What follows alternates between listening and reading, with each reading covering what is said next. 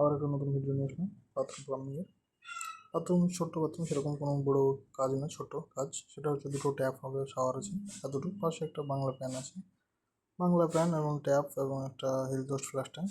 আর কিছু হবে না, সামান্য ছোট্ট বাথরুম, সেরকম কিছু না। তো ভাবলাম আপনাদের সঙ্গে একটু দেখিয়ে দিই কাজটা কেমনভাবে করা হচ্ছে। আমাদের যে ফুটো করা হচ্ছে, মিস্ত্রি ফুটো করছে।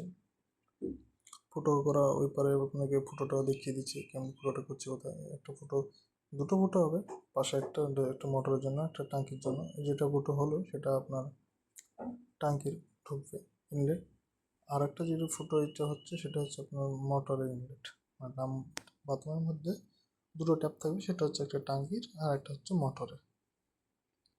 ফুটো হয়ে গেছে, ফুটো কমপ্লিট, কাটা হয়ে গেছে, গুতানো হয়ে গেছে। কাটাটা আপনাকে দেখিয়ে দিলাম। 3-4 পাইপের সাইজে মানে আমাদের কাজ চলছে, সেটা হচ্ছে ইউপিভিসি।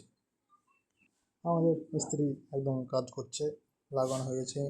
ট্যাঙ্কির ইনলেট বের করে দিয়েছে, টি মারা আছে, টি এর ডান দিক দিয়ে যাবে পাশের বাথরুমে, বাম দিক দিয়ে তো খাড়া করে এখানে শাওয়ার ট্যাপ এর জন্য খাড়া করছে। এটা ট্যাঙ্কির ট্যাপ মারা হচ্ছে।